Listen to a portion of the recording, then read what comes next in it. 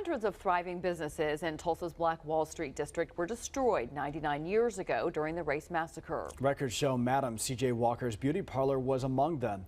Walker is the nation's first female self-made millionaire, now inspiring a new salon owner in Greenwood. As we approach the centennial of the race massacre, community leaders tell News on 6's Amy Slanchik they believe the rebirth of Black Wall Street is finally becoming a reality.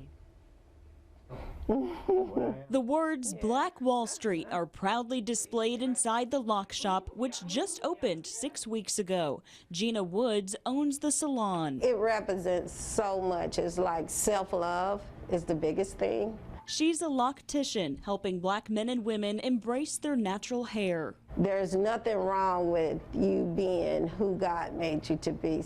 When Gina walks into work each day, she passes bronze plaques marking which businesses were there almost a century ago. 2 doctors and a real estate agent. When you look at the prominent men and women, I always just kind of wonder what could have been. It's a reminder of how Greenwood thrived, where Black doctors and lawyers had offices, when there was a hotel, hospital, restaurants, shops, and the Dreamland Theater.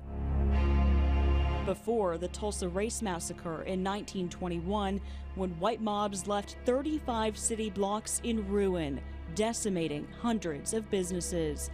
The Greenwood community leaders say these burned bricks were recovered from the rubble and later built into the Bryant building, which now holds 2 businesses and a community room. The bricks are a tangible reminder of the past, now a fixture in Greenwood's present. That spirit of resiliency is still right here on Greenwood. Whatever it takes, we're going to overcome the obstacles. While every single insurance claim was denied, Greenwood Chamber of Commerce President Freeman Culver says less than a year after the massacre, some buildings were rebuilt, and by 1925, Greenwood was back. If you look at the business directories, it was more businesses here.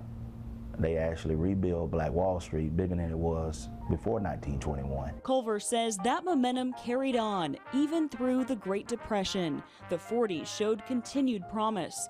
These pictures were just mailed to the Greenwood Cultural Center last week, showing the street lined with cars in the 1940s. Historians say desegregation in the 60s meant African Americans could shop anywhere, and money began to leave the Black community. 1969 brought a new highway, and business on Greenwood slowed down even more. Culver describes a grim outlook during the 70s. If you look at some of the pictures in late 1970s, I mean, it was horrible. The 80s and 90s brought the beginning of redevelopment to the area with help from several community leaders and the city.